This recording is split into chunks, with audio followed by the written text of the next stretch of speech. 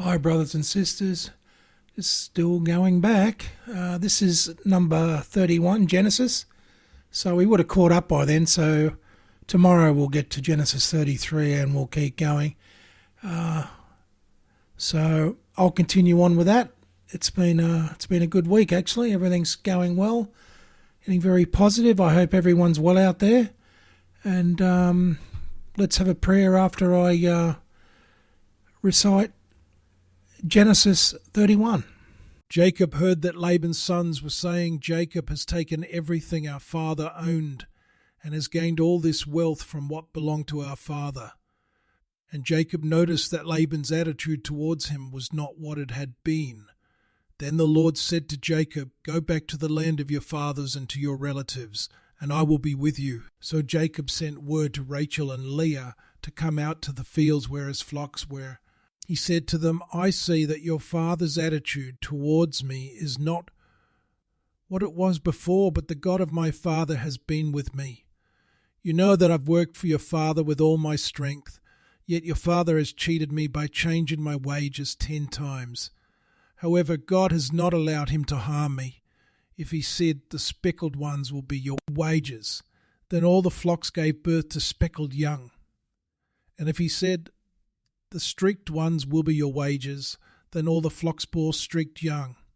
So God has taken away your father's livestock and has given them to me. In the breeding season I once had a dream in which I looked up and saw that the male goats mating with the flock were streaked, speckled, or spotted. The angel of God said to me in the dream, 'Jacob.' I answered, 'Here I am.'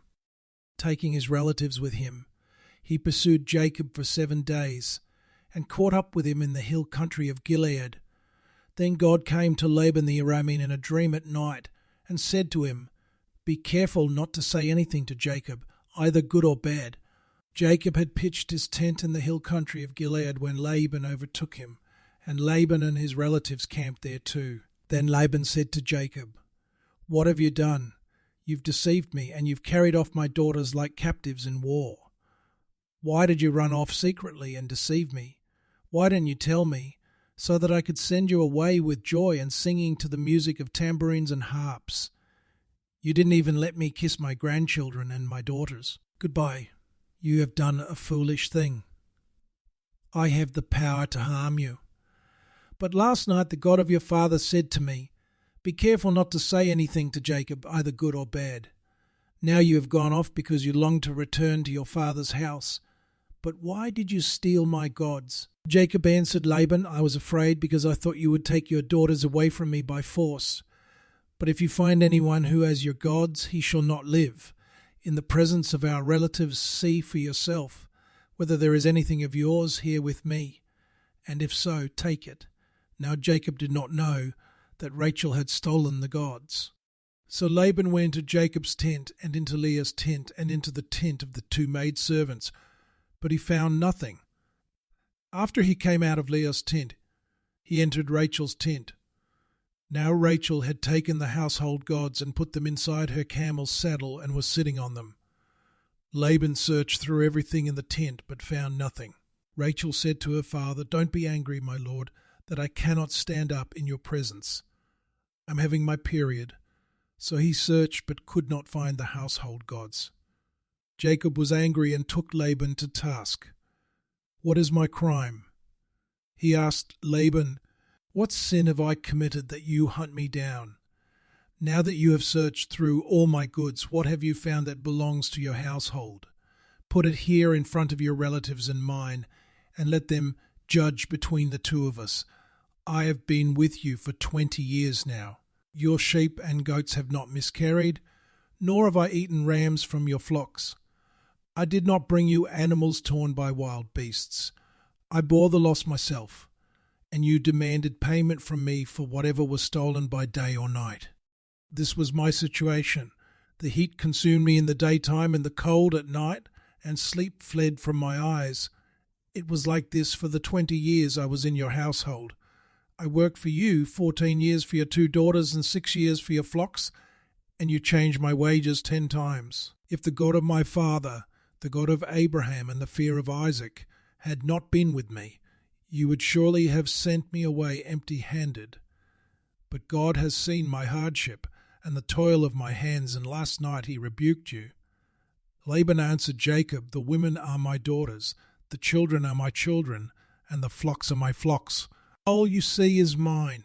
Yet what can I do today about these daughters of mine, or about the children they have borne?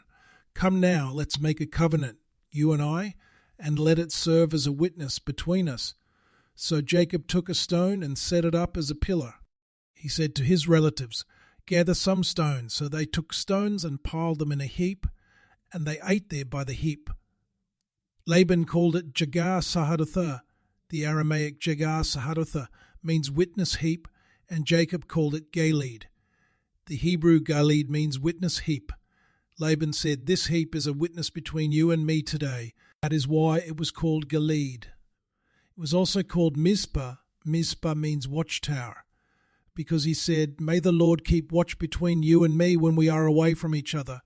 If you ill-treat my daughters, or if you take any wives besides my daughters, even though no one is with us, remember that God is a witness between you and me."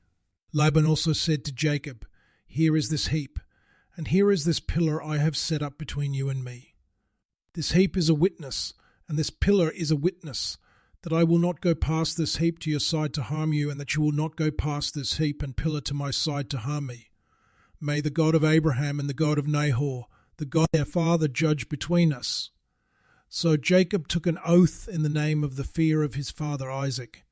He offered a sacrifice there in the hill country and invited his relatives to a meal. After they had eaten, they spent the night there. Early the next morning Laban kissed his grandchildren and his daughters and blessed them. Then he left and returned home. Dear God, we thank you for your unwavering love and commitment to us. Through all the ups and downs, you are always present, offering guidance, strength, and understanding. We are so grateful for your presence in our lives and for many blessings you have bestowed upon us. We thank you for sending your Son, Jesus Christ, to be our Saviour and guide. His teachings are shown us how to love, forgive, serve others, and we are inspired by his example. As we walk in faith, we trust your goodness and grace. May we radiate your love and light to all we encounter, and we may always be filled with hope and peace. In Jesus' name we pray. Amen.